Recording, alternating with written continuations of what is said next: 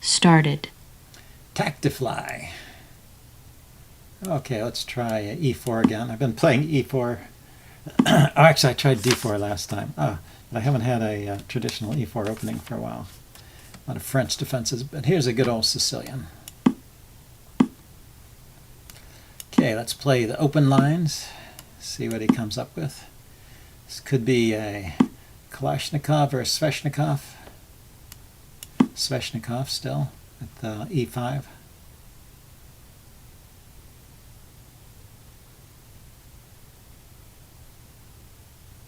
Or maybe something different. Maybe he's got another plan here. Just d6. So this is now a classical Sicilian.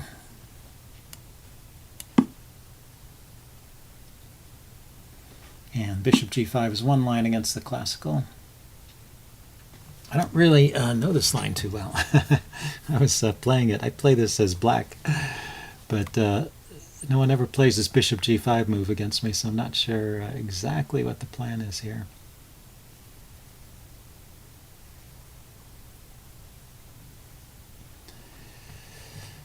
Let's see. Yeah, how about I just go queen d2, castle queenside, and try to put pressure on the on the d6 pawn. That's the line that seems to cause me the most trouble.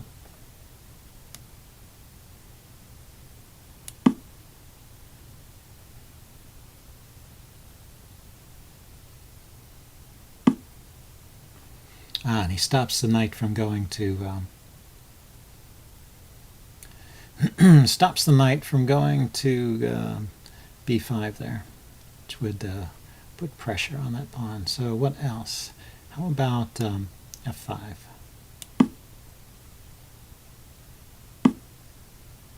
Okay, he just takes off the knight.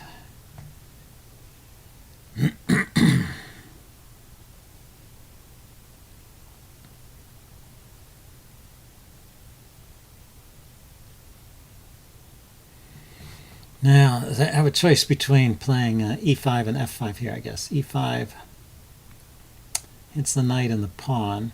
The knight could just move. And then I take the pawn and can keep it, so he should take. And take back with the pawn.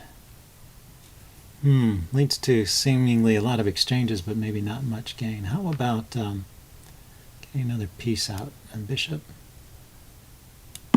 on this diagonal, supported by the queen? Maybe this is good. So maybe the move f5 would open up a line for this bishop towards black's king.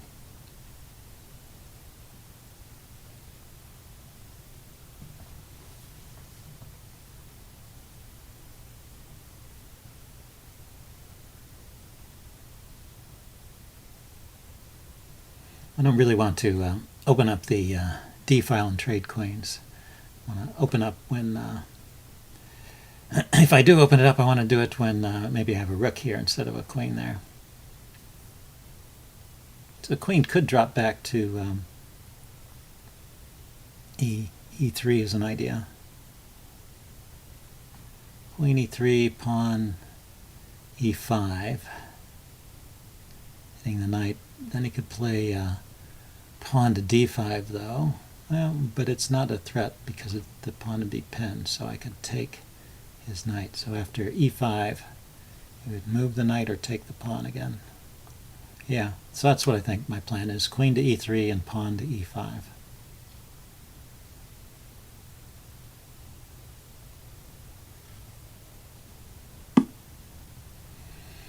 The queen came out, so I could play pawn to e5 immediately. Pawn to e5, pawn takes, knight moves. I guess the knight goes here. I take the knight, and my bishop is hanging. So pawn to here, pawn takes, knight to here. Attacks my knight and my bishop, but I play bishop takes. He plays knight takes. Or knight here check. How about I exchange first? Bishop takes. Oh, that's an idea. If I take here, and he takes back with the bishop, I can take the e6 pawn. That's how you exploit the weakness of the d6 pawn, rather.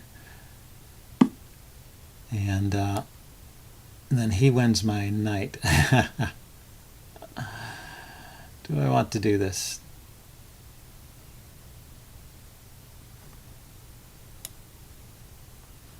Now I could play pawn here. Pawn takes, bishop takes. It's no good. Okay, looks like I have to take the pawn. He's going to take my knight. I take back. He takes with the queen. Threatening.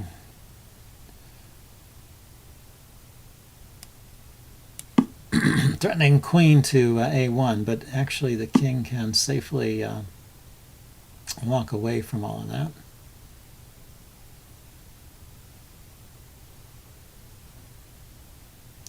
It appears. Okay, so at the moment my bishop is hanging. Let's go here. Queen here check, king here, rook there is not a threat because the queen can just take it.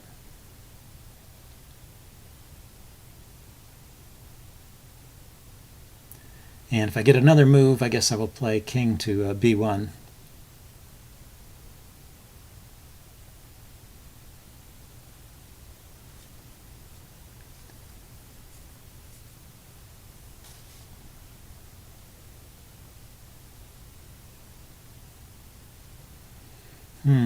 Okay, what else is going on here? His one advantage I have is his bishop is not well developed.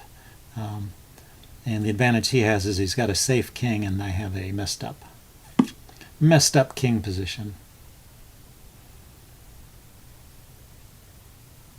So maybe I should get the queens off.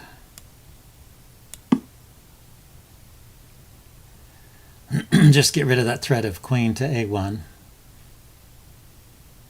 And my messed up king position will not be as much of a threat. And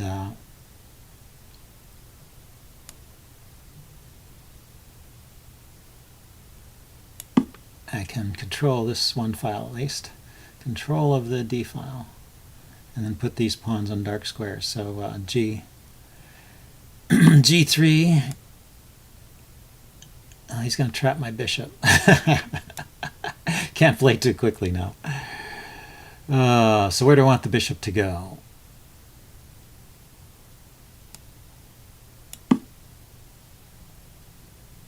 Probably to C2. Okay, I want to play G3 and E5 when I get the chance.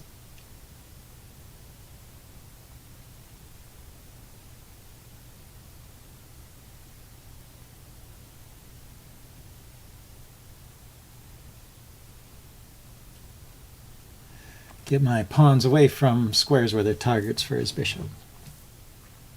Then maybe my rooks can start doing something.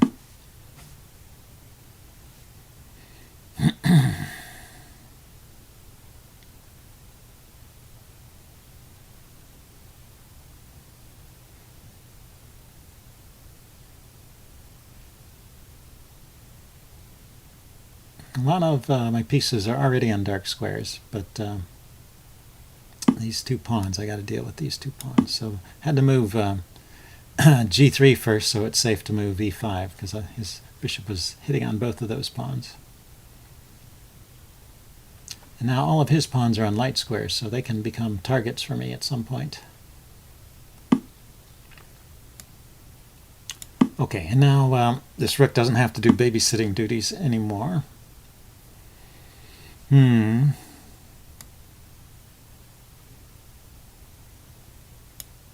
Well, this is a problem. This is a problem. I have two pieces on this line, and he has got a rook hitting him. So I need to get rid of one of the rooks. Check. So let's do this.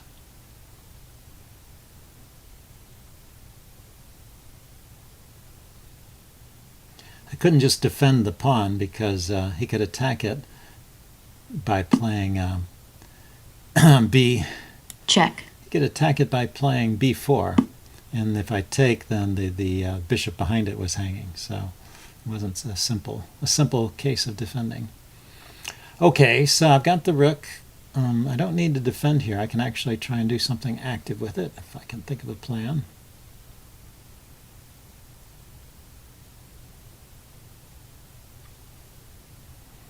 Let's see. Well, I could start by attacking his b-pawn.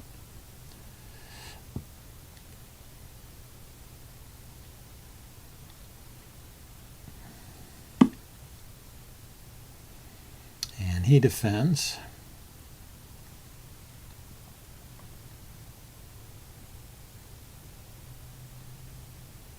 I want to bring my king up there, but the king is needed for defense of the c-pawn here. Let's see, I can play pawn here. Pawn takes. I think that just seems to lose a pawn. I'm not. Okay, I harass the bishop and see which way it goes. Needs to stay defending the pawn here, right? So it'll go here or there.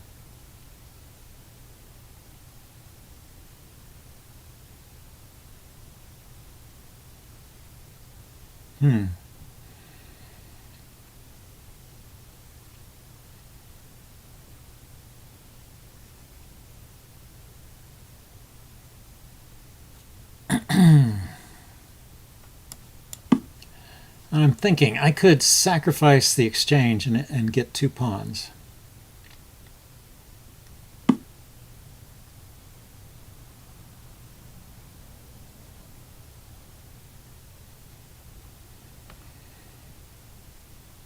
Oh, it's a bit funny. So what's going on?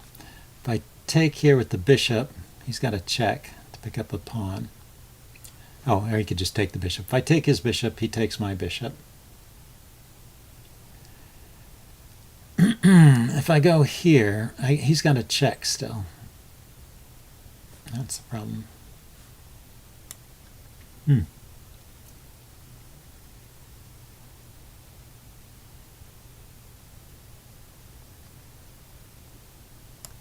Okay, defend the bishop. That's what I should do.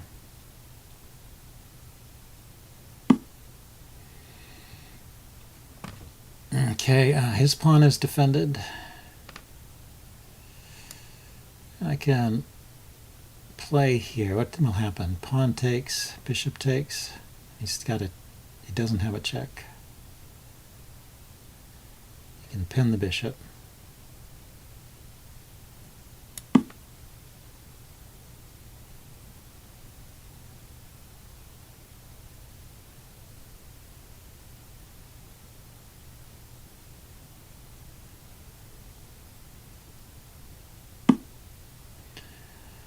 Okay, so he chose to pin the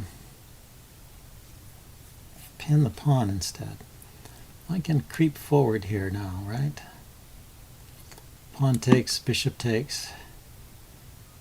If he pushes a pawn forward, I take it.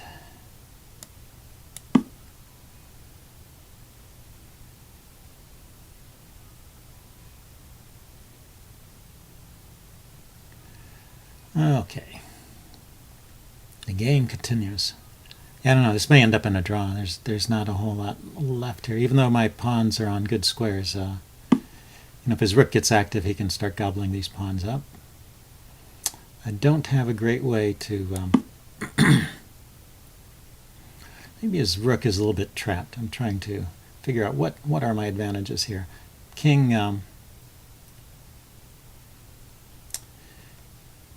to b4 there, hitting the rook maybe is an idea.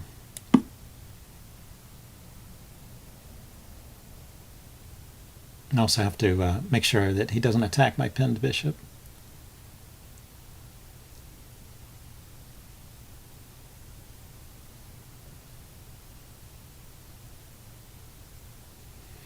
So is his rook actually trapped here? I think, oh yeah, the rook has no squares.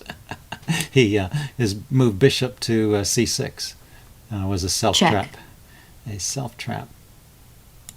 Okay, so now I'm up the exchange, and this should be a win. I'm gonna have to sacrifice the rook, sacrifice the exchange back to win a pawn.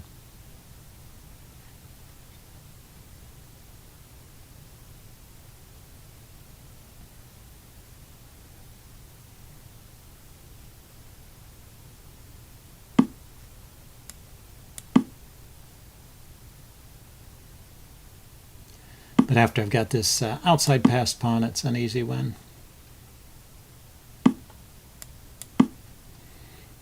Because he can never go too far away from this pawn, and I can wander over here and